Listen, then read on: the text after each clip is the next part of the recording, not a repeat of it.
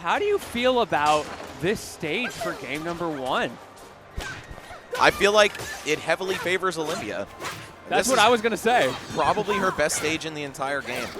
And I'm curious as to how Sandstorm's combo game is on the floaties, because Sandstorm probably like the newest to the game out of all the really successful players. Oh God, Bbatts turned one hit into a kill just like that.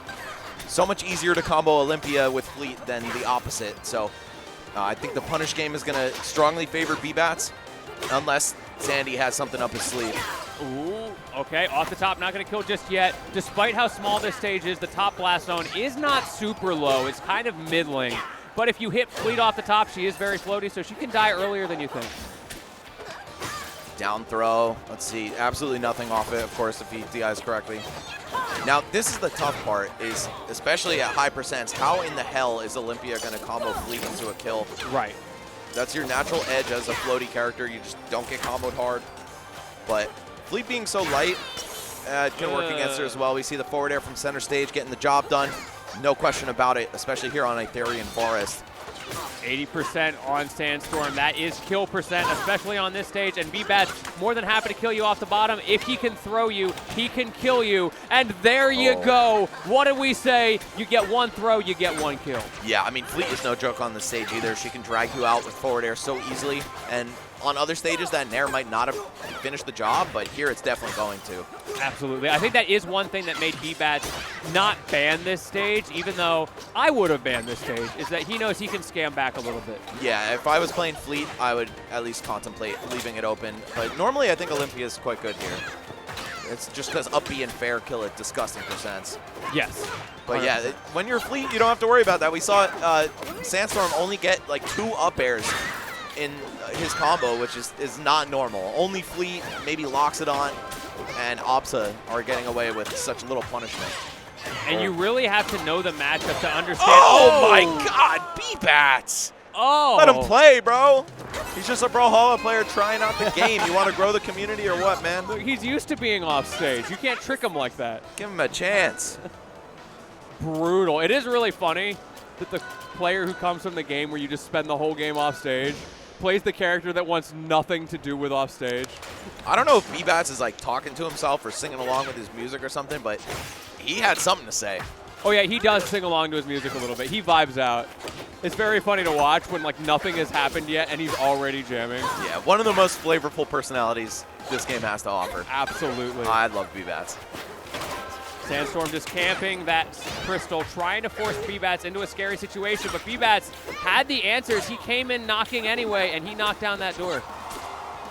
Man, this could be just because Bbatts is doing so well in this set, but eye test-wise, it looks like Fleet might be a really tough matchup for Olympia. I feel like it's one of those matchups where I would say Olympia wins as not an Olympia or Fleet player. Right. But I'm a former Fleet player, and this looks like fairly desirable for Fleet.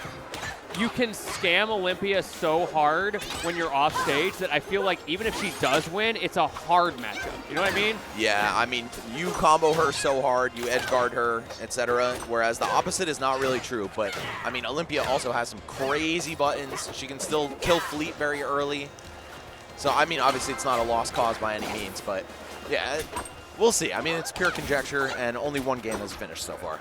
As Fleet, or excuse me, as Olympia in this matchup, you really need to keep up your pressure, right? Because Fleet has that Nair out of shield, but like otherwise, it's not the best at breaking you out of that that jab pressure game. But as soon as you get off stage, that's just curtains. Man, Sandstorm looking a little lost, and I can't blame him. Fleet, not a very popular character, even when she was considered the best in the game. Not too many people played her, and nobody plays her like Bbatts, that's for sure. Ooh, I love that up tilt catch from Sandstorm. Great timing to get that stubby little hitbox to beat out Bbatts. But Bbatts, not deterred, not taking very much damage from these Gatlings either. Just knows exactly what to do to get away from Sandstorm's pressure. Oh, the dash dance, and then goes for a command grab with a ton of startup right there. Bbatts able to mash his way out of the pressure. Oh, a little gem dash, getting a little cheeky with it, but no dice. Yeah, we got the gem into focus. Sandstorm, of course, a very prominent Ken player in ultimate for a time. So he feels right at home with this focus. And that idea was there. Actually used the gem to force the air dodge out from Bbatts. Wasn't able to get the timing, but closed it out anyway in the following neutral interaction. I think the neutral is starting to look a little bit better for Sandstorm as he figures out Bbatts' game plan. Let's see, last stock. Sandstorm with a chance. Yeah, we're only gonna see just a 2-piece off the throw. Oh, love that. I love the Pikachu tail hitbox on that up air. Yeah, the fact that it grounds you and doesn't knock down, it doesn't matter how floaty your opponent is, they're still going to get comboed. So dirty. And it's a semi-spike. You got to watch out for it. Usually, though, that forward air is going to be a lot more threatening, and Bbatts is starting to slip out of this. Sandstorm's bringing it back. Breaks the gem as well, making sure there's not going to be an extra layer of recovery mix. Oh, wait, what? I think Sandstorm wanted up B, but he might not have pressed the up arrow key fast enough. So tough, but he's brought this all the way back. It's last hit right now, Max. He just needs to find it. Let's see, just landing with the nair. Oh, and these low flow aerials, so dangerous from Bbatts. Again, digging into his melee skill set, playing Peach. It's a very natural transition into Rivals of Aether to Fleet. But that was closer than game one. So I think Sandstorm's got what it takes. He just needs to dial in. And now has to go for a reverse 3-0. So the odds are definitely against him. That will be brutal, especially since you have got to deal with Bbatts' counter picks. And I feel like counter picks matter quite a lot in this game. However, Sandstorm, a serial adapter, we will say. So good at dealing with the pressure of these situations and has so much poise and experience in these high-intensity situations. Well, looking for that low flow up air, but just a little too slow to start up. Allowed Sandstorm to sneak a grab in there. Tacking on a lot of damage here. Bbatts saving the air dodge to get away from the gem pop. And, ooh, love this. The adaptations to the combos. You know you can't combo Fleet very well vertically, so you got to go for these lateral follow-ups. I mean, the early percentages are very much in Sandstorm's favor, but that's often the way it goes before Bbatts pulls out something dirty like that. Just going to float to the ledge. Sandstorm going for these fake outs, that moonwalk pressure. But he needs to find the killing blow. That's the hardest part. Goes for side B to cover the ledge, okay? A lot of active frames on that. Ooh, I love the dash back from Sandstorm, trying to find that chink in the armor, get Bbatts to swing something unsafe, but Bbatts is just refusing to give that killing blow. Ooh, the down tilt could have been the opportunity. And there it is. Beautiful.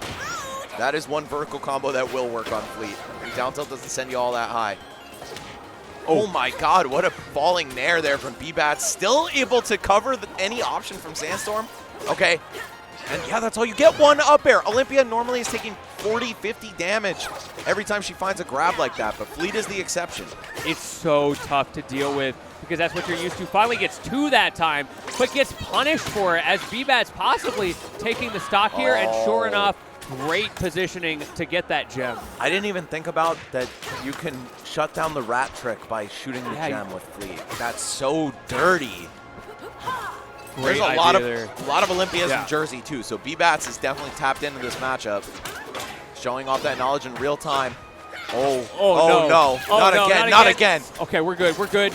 Gonna find some invincibility off that, like, oh yeah, thanks for passing the chime back to me. Oh God, that was disgusting. It looks like Bbatts was like, oh, cool adaptations, bro, but bro is stacking iframes. Had the invincibility from the parry and then grabbed the ledge on top of it. Yeah. A little bit of fan service for the crowd there. Happy about his win.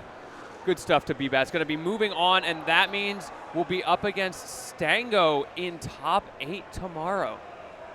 The beasts are all flooding into their respective top 8 positions.